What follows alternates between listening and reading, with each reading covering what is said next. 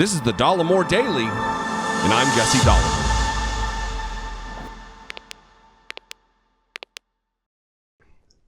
You know, I don't know how many times I've talked about projection related to Donald Trump and Donald Trump's family and Donald Trump's employees and Donald Trump supporters.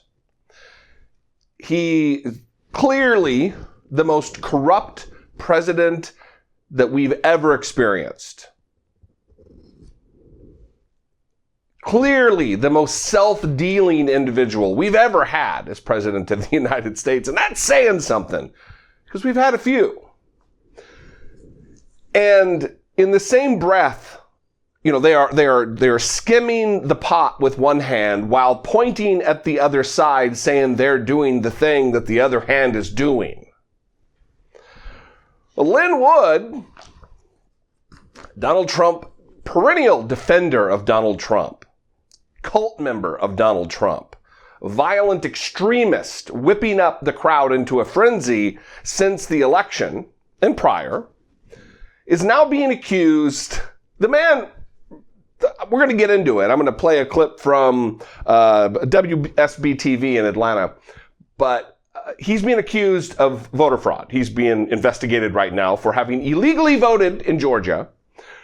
And in December, I'm going to play a clip from him in a little bit, he was the headliner at a Stop the Steal rally in Georgia. I mean, come on, man. If it wasn't the Trump administration and dealing with Donald Trump, no one would believe the level of projection that we've witnessed over the course of 5 years. I'm going to drain the swamp while having the swampiest of swamps in D.C. I'm gonna have a transparent administration while being the most battened down. Law and order while criminal after criminal after criminal after criminal after criminal related to the campaign and the administration gets pardoned. I mean, it's sickening. But, you know, it's, you have to kind of look back and it's not admiration, but wonder and awe at the temerity that we've witnessed. So anyway, Lin Wood, I'm going to play this clip that kind of explains from the reporter who broke the news. He was writing Lin Wood, whose law license is in jeopardy right now in the state of Georgia, writing him and saying, hey, you know, what do you feel about this? And Lin Wood effectively wrote him back and said, I'm not really concerned. I've lived in South Carolina for months. Admitting that he wasn't a resident of the state of Georgia when he voted in the presidential election.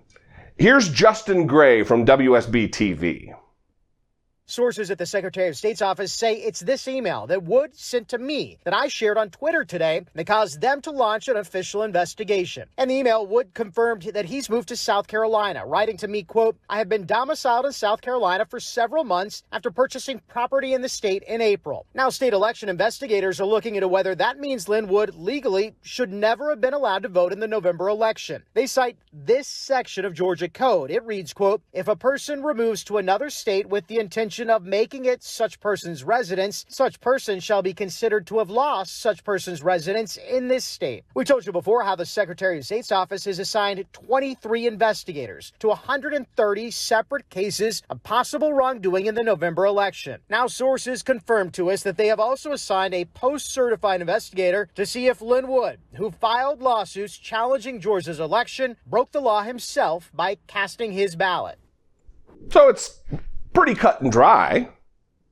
I mean, he's admitting I was domiciled in South Carolina for the last several months.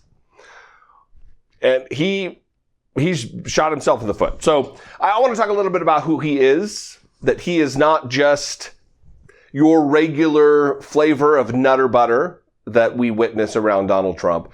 This person is a dangerous insurrectionist. He tried to whip the MAGA crowd into a frenzy in order that they murder Mike Pence.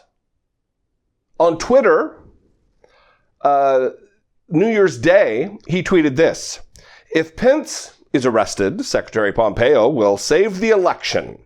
Pence will be in jail awaiting trial for treason. He will face execution by firing squad.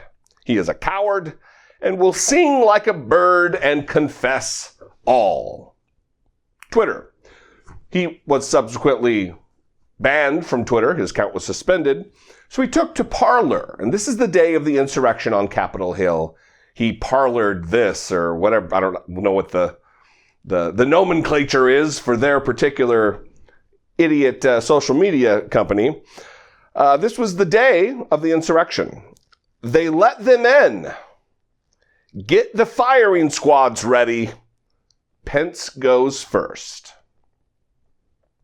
Dangerous. Inciting a mob. Par for the course for Donald Trump. I mean, he fits right in. Birds of a feather and everything. And now, it's again, the projection that I'm going to speak at a Stop the Steal rally while participating in a steal. That I'm going to vote fraudulently while whining and complaining about fraudulent votes, about the election being stolen from Donald Trump. Here he is shortly after Election Day commiserating about Donald Trump's record-breaking landslide victory. I was sitting around Tuesday night watching the election returns. I've loved politics all my life, since I first voted in 1972. And I saw what I assumed was going to happen. I saw President Trump building up what I believed was going to be almost a historic landslide victory. It was. Yeah, it is. And then all of a sudden, every network, including Fox News, started doing what they do best. They started lying to the American public. And they took a victory from Donald Trump and they called it a lie. They took a defeat from Joe Biden and lied and said he won. And they sent you to bed, turning off the count of the vote so you could wake up tomorrow, the next morning like I did, and go, what happened? Well, of course, we know what happened. That Donald Trump had railed against mail-in voting for months and months and months and months, and there were several states that were prohibited by law from even starting the count on the mail-in ballots until the next day. That's what happened. Easily explained away. Well, Lin Wood went to court after court after court after court and was rejected after rejection after rejection after rejection. Cases dismissed all over the place. Like 59 of 60 just immediately thrown out. And he was the head of that movement. But he's not just this kind of a moron, this kind of a crazy. He also uses, like you expect any other charlatan to do when they're dealing with a cult, is to try to draw in their adherents by a lot of God talk. A lot of talk about Jesus and religion and appealing to that particular element of people's lives. Watch this. What we've got to do is we've got to defeat our adversaries. We've got to unite against common foes, and we've got to win our freedom.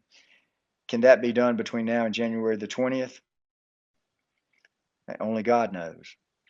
And I mean that seriously. God is going to control what happens to this country because he created everything around you. He controls everything around you. So we're in God's hands. And I believe, as a matter of faith, that God is going to save our country and give us another opportunity to enjoy our freedoms until the time comes when he's decided it's time to destroy this world. Only God knows the future. Nobody else does. So God is in control, and we're in the election, and us, the country, is in God's hands. But Lin Wood thought God needed a little help by way of his fraudulent vote in Georgia. Not really trusting in God, is he? He needs to give God a little booster shot to help him save the country before he destroys the world. Not the only time he uses this method a lot. Here's another moment. Jesus, who was the Lord, who was God in the flesh, how he washed the feet of the disciples, even knowing that one of the disciples was the devil. So the message is that we should serve each other, that we should love each other, and that we should forgive each other of our sins. Love all and forgive all. Yeah. And then, of course, here he is in December of 2020, the man who had just weeks before allegedly voted fraudulently, headlining a Stop the Steal rally in Georgia. This is the battle between truth and lies. I'm going to introduce now a person that's going to tell you the truth. They want to know, where's your evidence? Show us your evidence. Oh, we're going to show them the evidence. There's piles of evidence. There's mountains of evidence. This election was a fraud on America. Donald Trump won a massive landslide victory, unparalleled in the history of this country. And he's going to stay in the White House because we the people voted for him, and we the people run this country. This country belongs to you, and you, and you, and you. It belongs to the people.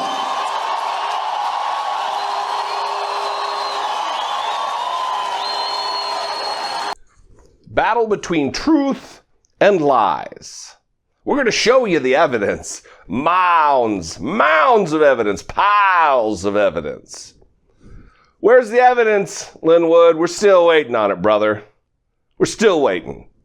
Here we are in February. There's been no evidence presented. I mean, you tried to get into court with no evidence, and that's not how courtrooms work. Once again, Donald Trump and his merry band of morons are proving themselves to be unreliable, reliably treasonous, reliably un-American, reliably anti-democratic. You know, that's about it. Anyway, I'd love to know what you think. 714-576-4054. You can email me daily at dollemore.com. I would love to hear from you. If you dissent, if you don't agree, I'd really love to hear from you. I don't get enough of the dissent. I don't get enough of people just destroying me with logic and reason in their arguments. I wish it happened more often. The other thing, I would appreciate if you would just consider becoming a channel member. For fewer than $2 a month, you can help support my work right here on YouTube. Click the little join button, and there are some perks, but moreover, you can know that you're helping support independent media, independent analysis of the news and current events, and maybe a good time now and then thrown in. Anyway, I'd appreciate it if you follow me on social media. I'll see you next time. Until then, be genuine. Take care of one another.